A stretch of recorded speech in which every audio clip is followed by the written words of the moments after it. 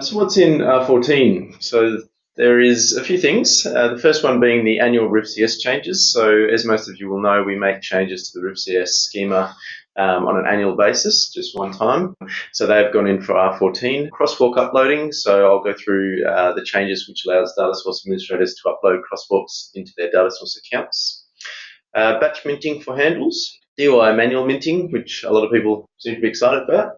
A very small change to the DCI record exclusion, RDA broken links report, and just a small bug fix, which we won't go into in much detail. So the first one I'll go through is Riff CS, the update to Riff CS. So we're now at version 1.6.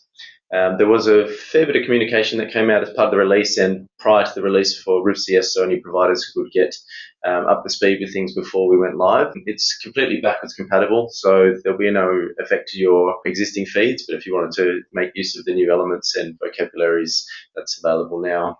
So what changed? Basically, you can see the image I've got on the screen. The only structural changes took place in the location address electronic elements. So you'll see in the diagram there are things that are shaded orange, and they are the parts that have changed within the schema.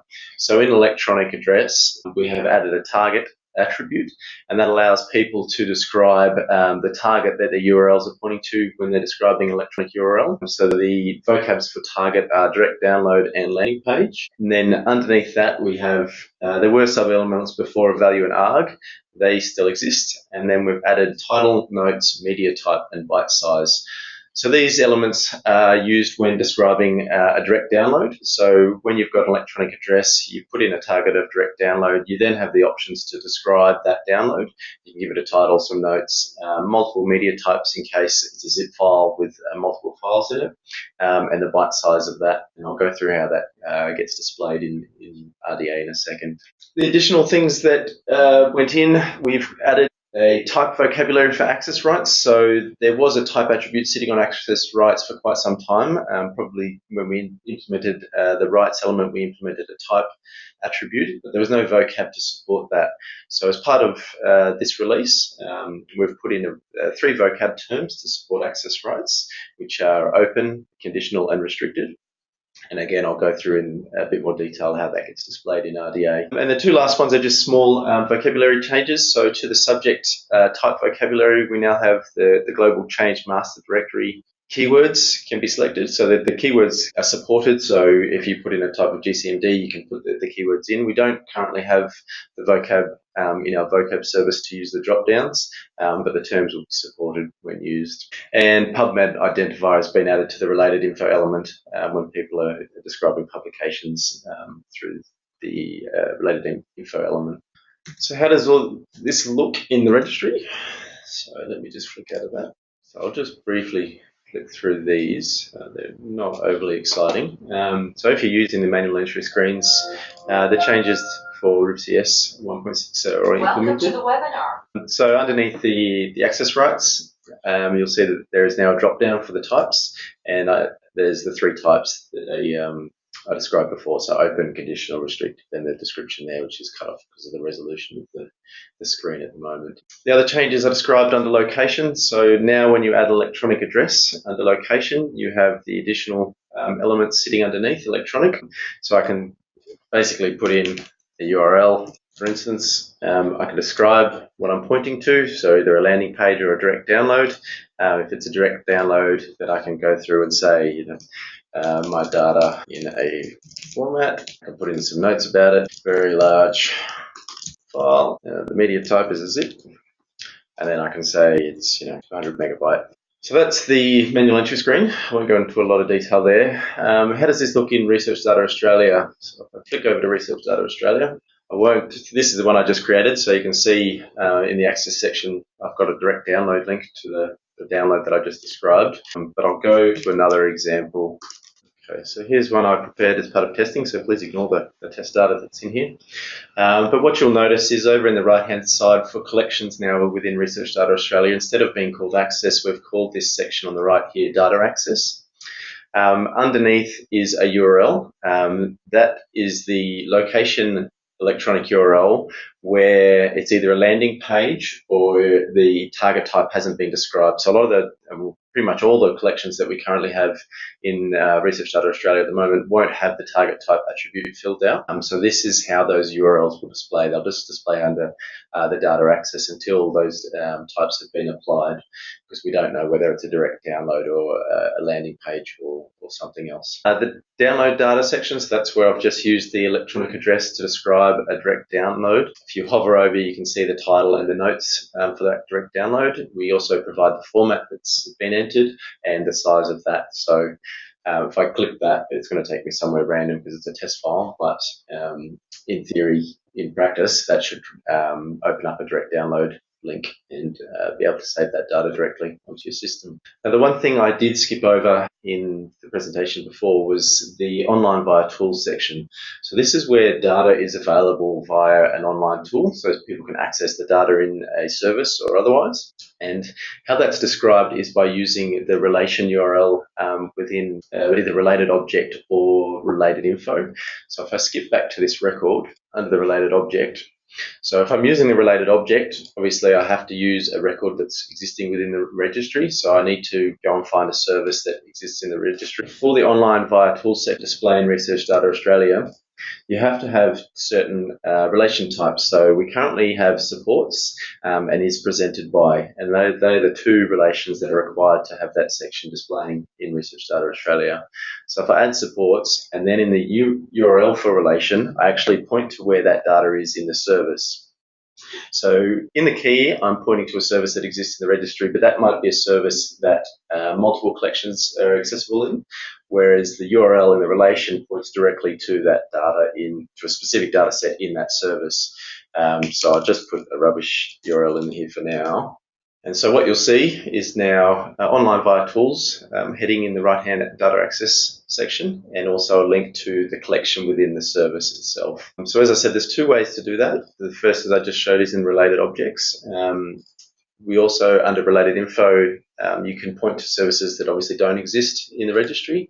So underneath the related info type, I can select a service, I can give it a title, and then underneath the relation, which is the same structure as related info, I use either supports or is presented by relation type, and then provide the URL that points to the data collection in the service in there. So it's basically the same as related object, but this allows you to link to services that aren't described within Research Data Australia. Okay, so the last one that I was talking about before is the access rights type. And as you'll see underneath access rights now, I've added this record with an access rights type vocabulary of open, and we now have a little green labeled box with open. If you hover your mouse over that, you can see the descriptions for the different types. And there was some feedback as part of the R14 release that we could probably put a bit more detail into these descriptions, so that will be coming out in the new year. So the three types are obviously open, restricted, and conditional, and they basically have a traffic light color to them. So if I go and look at the conditional, it's an orange label. The access rights value that people have provided in the past will still display underneath that little label. And if I went into a restricted one, the restricted is actually a red color. In terms of help with the new Riff CS structure, so all the Riff CS guides, etc., on the ANDS website have been updated. So on the ANDS website, under technical resources Riff CS schema, you now have the schema guidelines, the overview diagram, and the actual updated schema. And the CPG has also been updated with information about the changes for Riff CS. That's everything on the Riff CS. Okay, so the next change on the list is the crosswalk upload functionality. So as part of R10, we implemented crosswalk support. So that allows metadata providers that have metadata in a format which is not Riff CS to provide that data to the ANDS registry and have a crosswalk layer that sits in between the harvest and import layers, which transforms that data into Riff CS, which is what the registry supports and RDA uses as well. So that process was put in R10. However, it was very manual and involved both the services team and the ANDS development team. So every time a new crosswalk came up or needed to be changed, there would be a new request and there'd be a process that would take a couple of days to get that implemented. The next point I have there is that there were additional harvest methods supported from R12. So we now support CCAN, which the likes of data.gov and the state data.gov sites use, and there are other people coming on board with CCAN as well. And CSW, which is the GeoNetworks side of things, has also been, we added support for that in R12. So this really pushed the need to be able to provide a better method of updating and adding crosswalks into the registry for data source administrators, make it a lot smoother.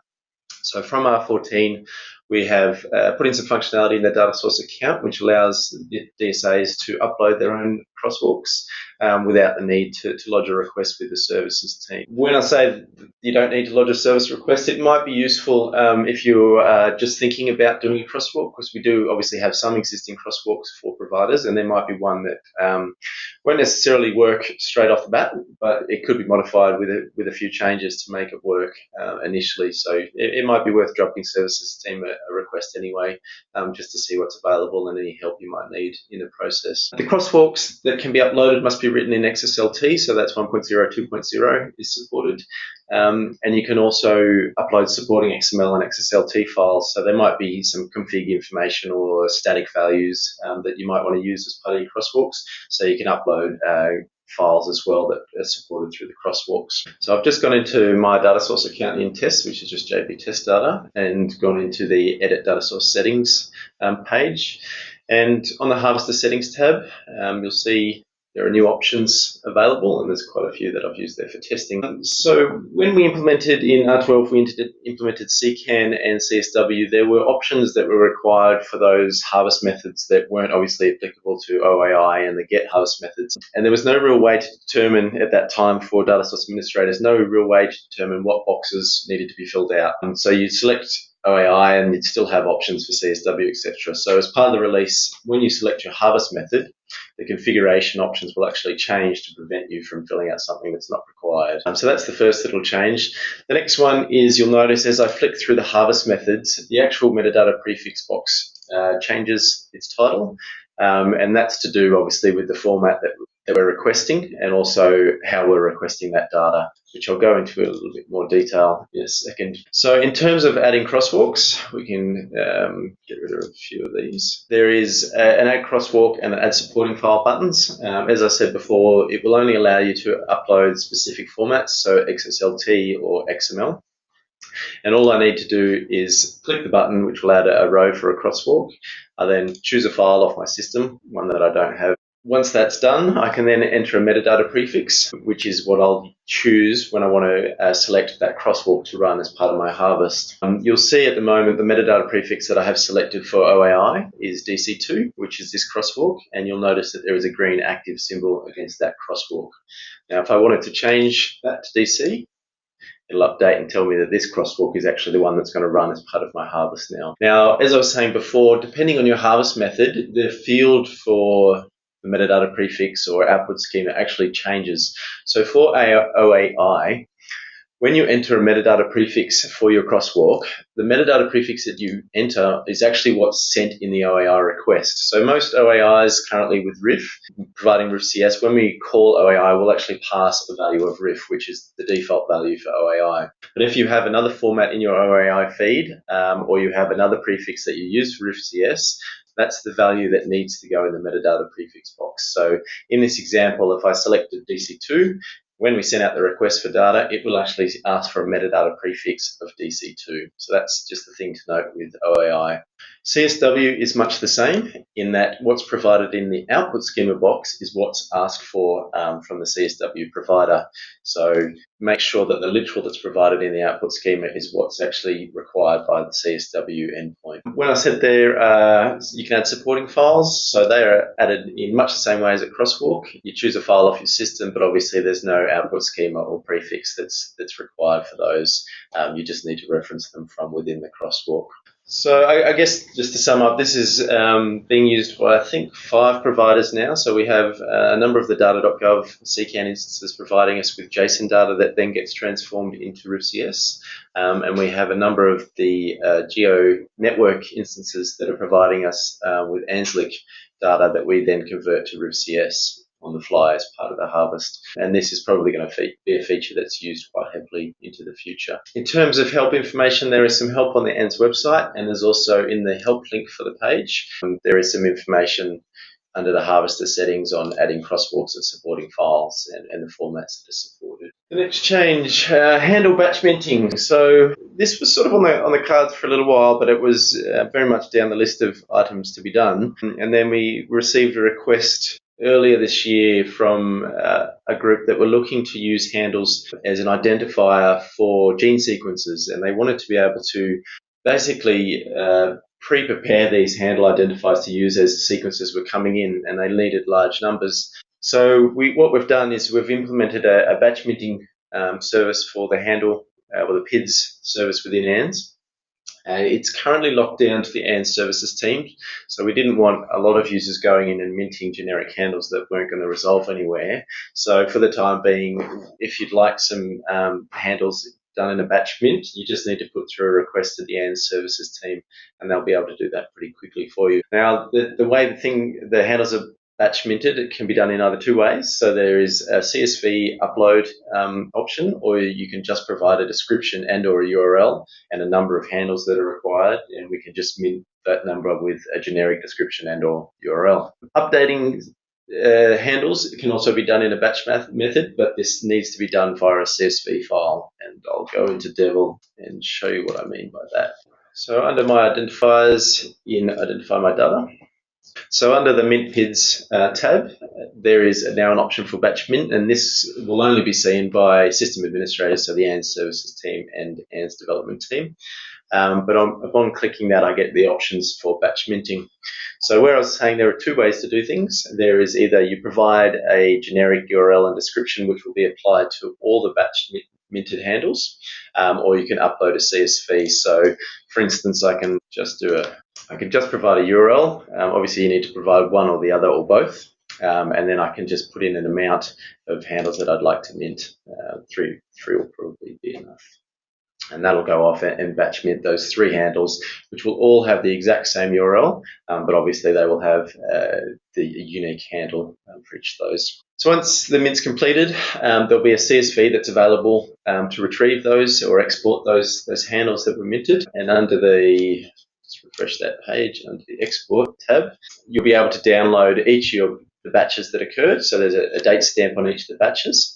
Or you can actually export all your PIDs in one go as a CSV. Now you'll see for some of the items in the list, there's actually 3 files. And so what we have is we have a log file to say what actually happened during the batch minting. So what was updated, what was created, what we couldn't do. You have the original file if it's a CSV, so what was uploaded, and the actual result, which is the output handles. So that's where you'll download or export the ones that were just minted. Now, if you are requesting a batch mint via a CSV, what's required is that the CSV is actually has 3 columns in the right format. And the easiest way to get that is actually just to download all your PIDs and get the formatting of the file correct. So if I just click on this one, you should be able to see it's not a pretty display for the CSV, but we have a number column, a handle column, a description, and a URL column. The last 3 is what's required in the CSV to mint handles. So you can have a CSV file that has 100 different columns. As long as these 3 columns exist with the values you need to update or mint, the minting service will operate as required. Now in the CSV, if you are batch minting new handles, all you need to do is provide either a description or a URL in the description or URL columns and leave the handle column blank, and that will indicate to the system that it's actually a new handle that's required.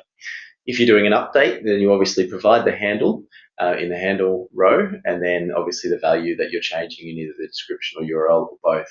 And as that comes in, the system will identify that as an update to your handle and update it. So again, that functionality is only available to the ANDS services team to do the batch minting. So you just need to log a service ticket, and they'll help you out with any items that you need to provide for the batch minting. Andrews has asked about batch minting for DOIs.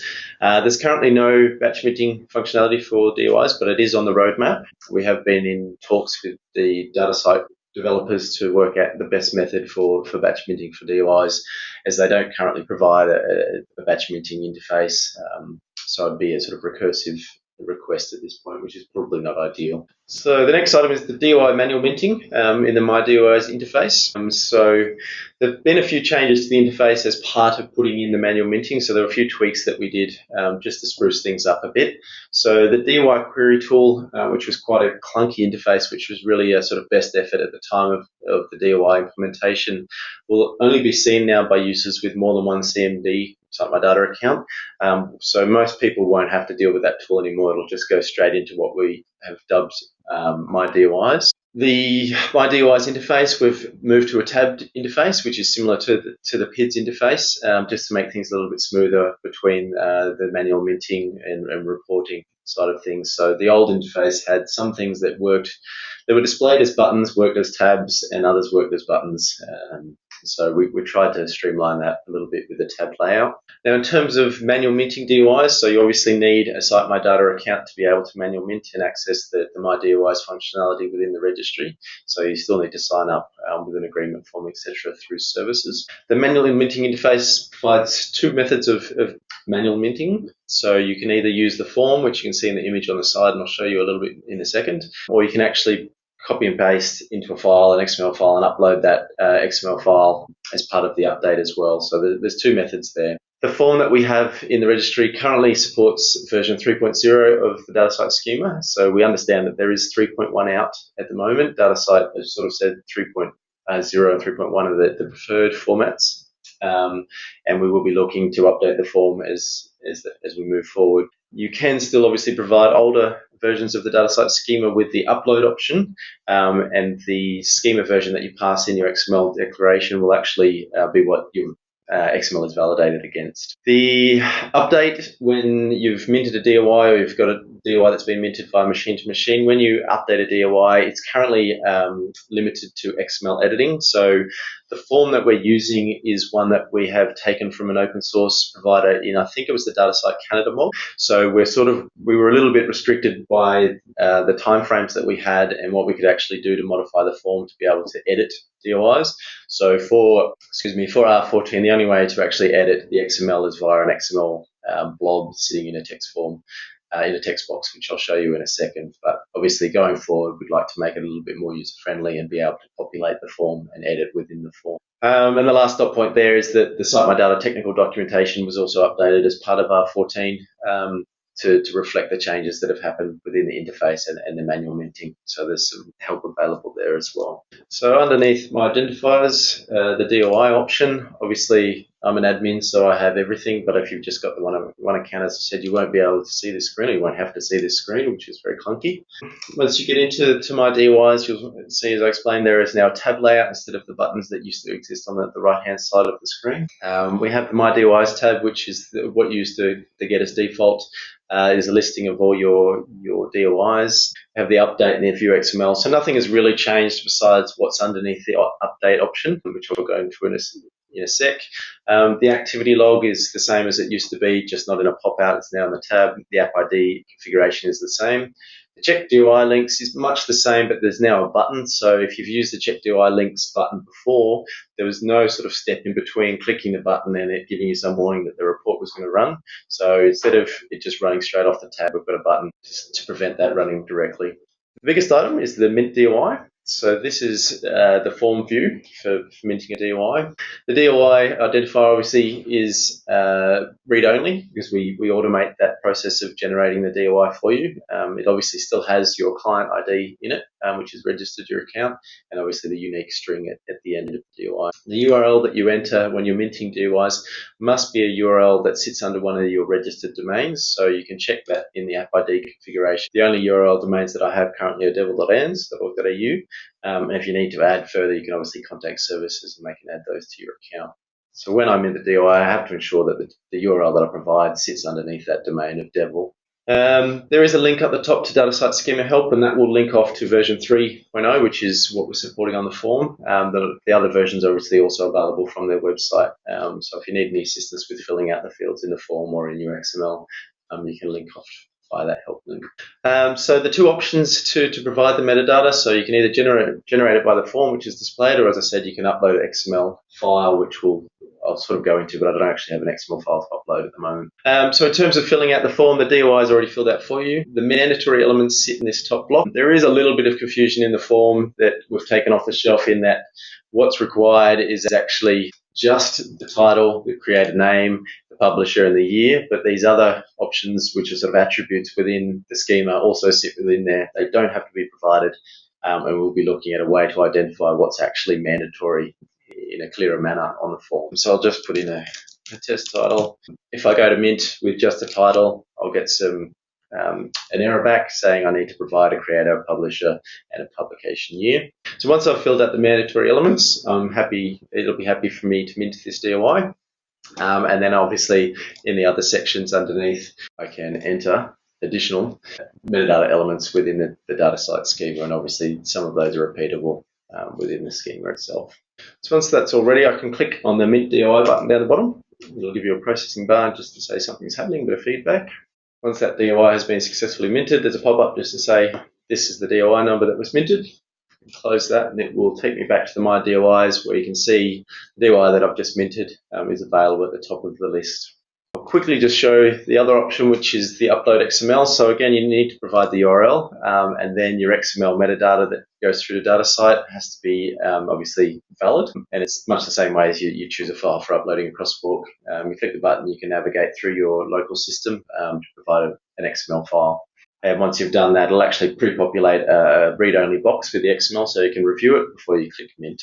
In terms of updating, as I said, we were limited by time constraints and what we could get off the shelf in terms of the form for this release. So in terms of updating a DOI, all we have is an XML blob. So you can, I guess there's ways where you could use the form to generate the XML that you'd like to use in a DOI, or if you know XML pretty well, you can edit directly in here, then apply your changes. So I may just want to change or add my surname into the metadata, click update, and it works in much the same way as the minting of the DOI.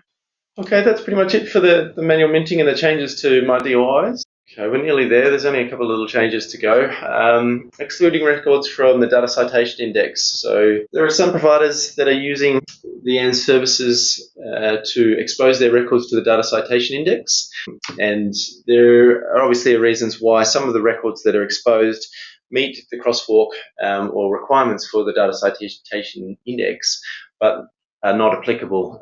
So one of the things that we've implemented is a way for data source administrators to exclude records from their feed to Thomson Reuters DCI, by applying a secret tag to their records within the registry. So the secret tag, which you can see on the screen there, is Exclude DCI, and it'll only be applicable to those data source administrators that are exposing their records to DCI at the moment. But to do that, you just use the tagging functionality within the registry.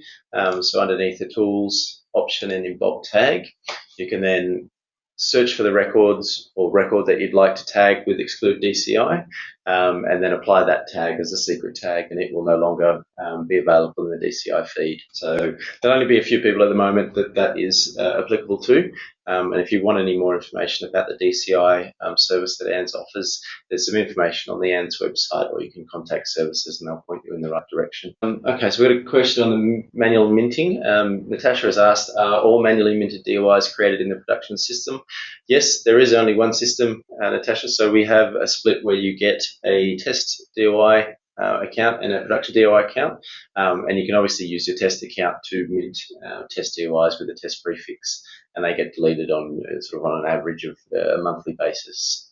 Audio broken links. So this is a feature that we did have previously in Research Data Australia. There were a few changes that took this out of production. So as part of R14, we have re-implemented it with some tweaks to it. So we will be running a report over broken links, over links in Research Data Australia on a biannual basis. If broken links are found for a data source, we will generate a CSV report, which is sent to the ANDS services team.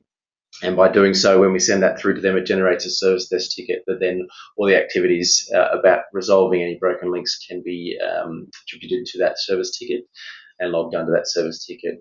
When the reports have been received by the services team, they'll obviously just make sure everything's okay with those, and then they'll send them out to the ANDS outreach officers who have got the connections with the universities and institutions, and they'll sort of work with the data source administrators to resolve any issues with the links if it's possible. So the links that are checked include the resolvable identifiers, so any identifiers within your records, either that in the identifier element or the related info identifier element. And also the citation metadata identifier element. Location URLs, which are going to be really useful for when we're using direct downloads or pointing off to where data is accessible. We'd really like those URLs to remain in place. And also citation metadata URLs will be checked as well. So that report will be run, the first report will be run in early January next year. So they're guessing there are a few broken links in Research Data Australia, so you may get a report in the new year. Last but not least is the map display bug fix, very minor one that had been fed through by a number of providers of data with spatial information. So you can see the map on the left is how things were displaying when a band had been put around the globe, either around the equator or something similar. It wasn't a problem with ANDS, it was actually a problem with Google Maps and how they interpret the coordinates being closest to east to west, etc. So as part of this release, we've put in a fix which actually makes it display correctly in Research Data Australia. So the one on the right is how it should actually display. So that was a small fix that went in as part of the release. So that's pretty much all I have. We do have some time for questions if you want me to go back over anything. So in terms of information, if you'd like some more information on Release 14, you can go to the ANDS website and underneath the Online Services News page, News and Events, and Services News. This is where we obviously publish all the news for our releases. There is ANDS Online Services Release 14, some information about the release to the webinar today. There's also a link off to the R14 sort of a day one guide or news page, I guess, for the actual release. And it just has a little bit of information of what was actually changed and a few screenshots to help you out. And obviously, as I said before, that anything to do with the Riff CS or the documentation is up and available on the website now. And if you have any troubles with those, you can email services with your questions.